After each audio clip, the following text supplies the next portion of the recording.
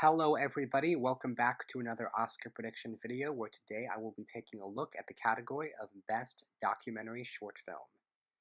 Now, as you are probably aware, I have taken some time off.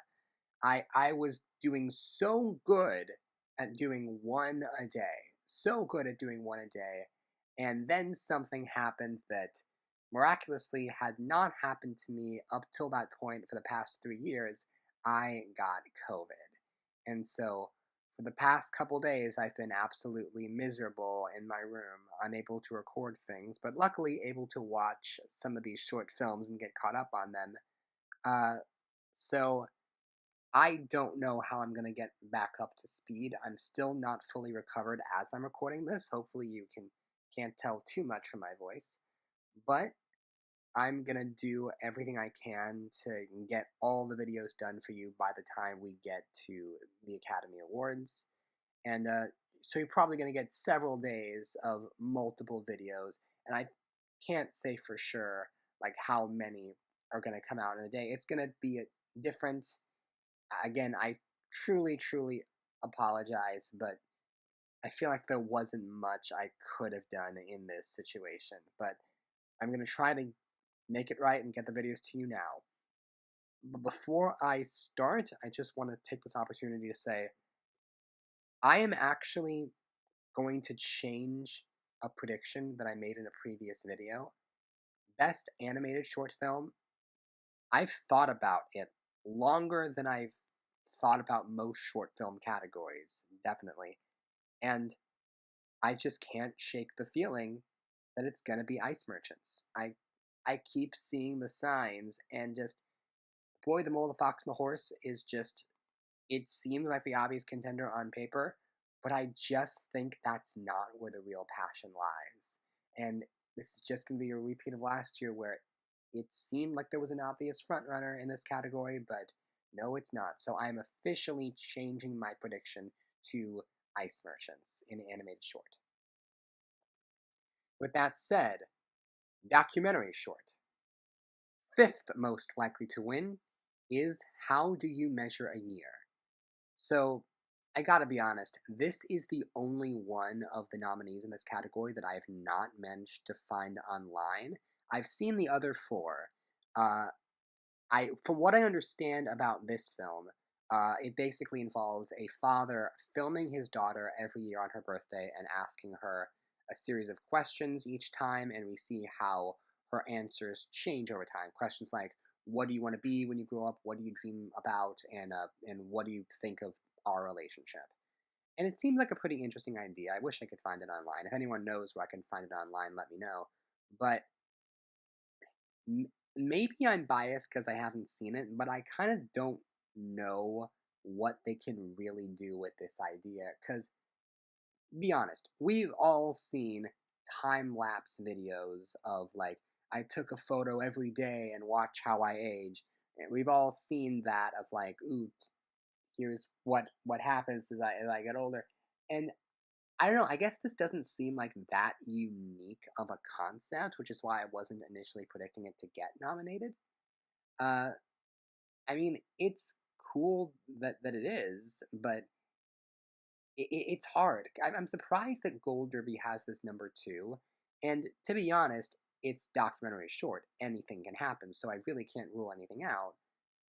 I guess I just don't see the concept as that unique, and I don't feel like Academy voters will be that eager to vote for it, considering some of the competition.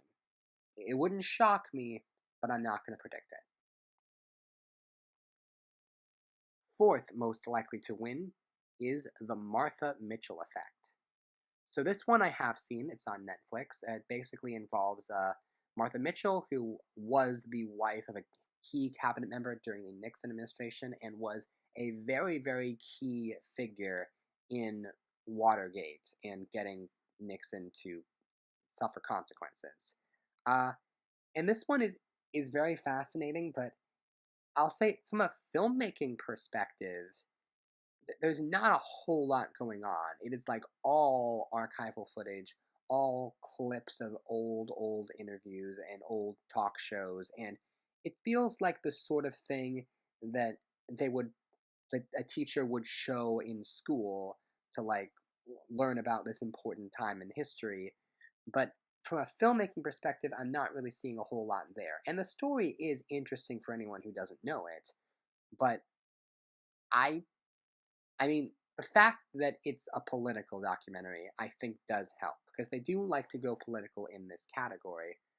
But I guess I just feel like there's not much from a again visually. It's basically just a series of interviews and talk shows from decades ago that have all been spliced together. It works, but there doesn't seem to be anything terribly special about it other than the story itself.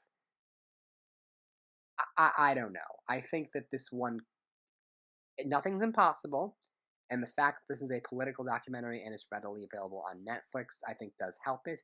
But this is not Netflix's only horse in the race. They have another contender, which segues perfectly into third most likely to win, The Elephant Whisperers.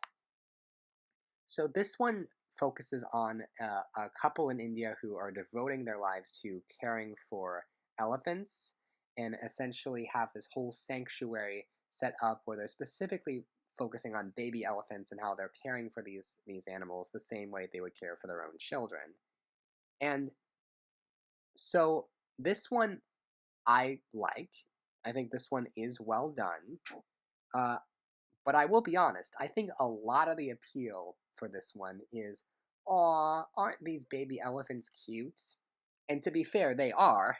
So I can definitely see a lot of Academy voters going on it, voting for this based on that alone. And I think Netflix really is pushing it because there are some there's some great cinematography, there's some great looking landscapes, and they talk a little bit about like the relationship between humans and animals and how like they don't see these elephants as any different than human children. It's I think it's okay. I think this could win. I think Gold Derby is predicting this to win, and it does make a certain amount of sense. But I don't. I feel like it just is missing that key element of substance, of that key narrative of what it's about. Cause I think that the two that I've ranked above it are like more important issue documentaries. And I think this is sort of missing that narrative hook that the other two have. Which is not to say that's impossible that this could win. I think just the sheer force of look at how cute these elephants are can really help it. And Netflix is pushing it. I wouldn't be shocked, but again, I'm not predicting it. Second most likely to win is Fallout. So, this one follows a scientist observing the migration of walruses in the Russian Arctic, and I know that might not sound very interesting, but of the four documentary shorts that I've seen, this is actually my favorite, and this is the one that I would vote for. Because it's showcasing what global warming is doing to the area and what these walruses are having to do when there's less and less ice. And it's honestly really compelling and really eye opening. It's also done with very little dialogue, and it actually feels more like a narrative feature, not a feature, but like a narrative short, because it's basically all done. It, there's no interviews, there's no anything like that, and like the cinematography is so striking too. So in all honesty, I could see this winning just because of the powerful nature of what it's saying and these images. I think that it could really contend. It really does speak to you. However, I'm I'm a little bit hesitant about it. While I do think it's in the top two for sure, and I'm a little bit caught off guard by the fact that Gold Derby is ranking it last, but I do think you know what, this is tricky to explain, and I think the best way to go about doing this is to just talk about my number one. So the short film that I have number one most likely to win is Stranger at the Gate. So this short film is about a former U.S. Marine who makes the decision to launch a domestic terrorist attack on a small American mosque, but when he gets there, is taken aback by the kindness of the people that he has set out to kill, and essentially realizes that he needs to change. Now, this in and of itself is actually a pretty incredible story, and I wouldn't be surprised if someone made a narrative feature about this story. However, this short film has actually received a very divisive reception online. There's some people who are very, very enthusiastic about it, and some people who are not so enthusiastic about it. And I can kind of see why, because obviously it's a powerful idea, but it's dealing with some it's dealing with issues of hate, and the way that the documentary is formatted is weird because it doesn't tell you right off the bat what's going to happen. And because I went in totally blind, and the whole first half of it, this guy is talking about his hatred for these people. And it's like, Jesus Christ, why is this terrible person being interviewed?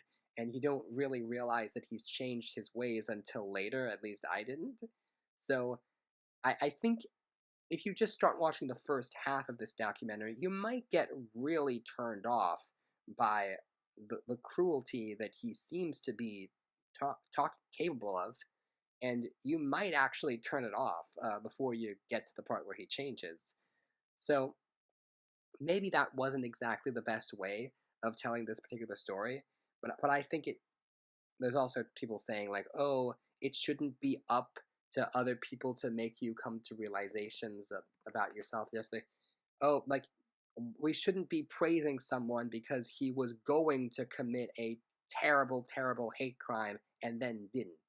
Like, it, there's definitely going to be divisive reactions from anybody who sees it. So why do I have it number one? Well, put simply, the Oscars do not have a problem with awarding divisive short films. We saw that with Skin, we saw that with Two Distant Strangers, and this one, even though it's divisive, it's getting a lot of talk and conversation. People are actively discussing whether this short film is good or not. And I think the people who are in the good camp are very firmly defending the movie. And again, I think it is a powerful story. I think people are just talking about it. Maybe people who haven't even seen the film are going to vote for it because, oh, did you hear about this story? Oh, wow, I should vote for that. Like, I do think, plus, it's obviously very political. And in recent years, they have really, really tended to go for political in this category, even when it's something that's a little bit on the controversial side. Now, Haul Out could win, but the thing with Haul Out is because it doesn't have interviews and it's shot so much more like a narrative, maybe for some voters it doesn't feel like a real documentary, and this, I don't know, this feels more traditional. Haul Out is more experimental. And I think almost by process of elimination, because I think the others could all sort of contend, but this is sort of the safest bet because the true story like is like a pretty inspiring headline. It makes sense, and I can imagine like the director of this one giving like a really powerful speech about the nature of changing your mind and like ooh, this is what love can do versus hate. Like, yeah, I see this winning because I see the message, and I think even if there's a lot of divisive reactions to it, again, I don't think that that's going to hold it back, and I think that there's no such thing as bad publicity in this case. So yeah, as of right now, I'm going to go with Stranger on the Gate, but it could be Haul Out. That's my number two, and even The Elven Whisperers is not impossible. The other two I don't think have much of a serious chance, but in fairness, I haven't seen How Do You Measure a Year. So, thank you very much for watching, and tune in next time. I'm not sure when that will be. Chances are these two videos go up on the same day, but tune in next time where I will be taking a look at the category of Best Supporting Actress. Stay tuned.